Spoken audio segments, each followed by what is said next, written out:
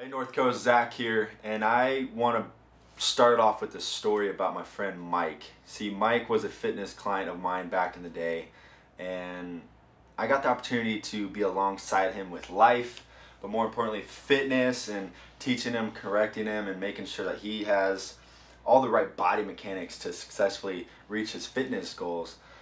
But recently, within the past 2 weeks, I was able to be alongside him on his deathbed. And he developed a inoperable brain tumor, and he was on a downhill slope. He was starting to make a comeback, but then it just took a wrong turn. And when going into that hospital room and seeing him not being able to move, and I knew him, I knew how lively he was. He was a guy that filled up the room, and to see him in that deathbed just not being able to do much. He was there, he was able to see me, and when I got there, the heart monitor went up and down, and the nurse came in. I'm like, this is not good.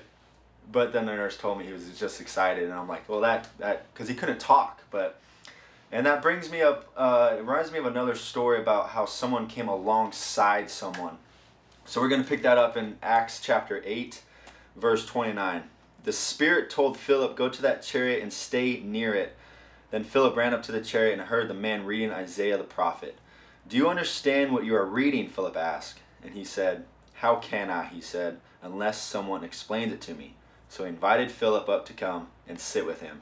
So this eunuch traveling from Jerusalem just got done worshiping. He was probably filled up. He was trying to understand, like, what am I reading? And someone came alongside to teach him. And so that's my question, church. What kind of sphere of influence do you have where you can come alongside someone and teach them and help them and be there for them, because you might be the person that someone needs, and that person might be asking, like, wow, I'm so glad you asked, can you help me with this, can you help me with this, whatever it may be. And thinking about my buddy Mike, and I was alongside him teaching fitness and being there for him with life and jokes and just doing life together.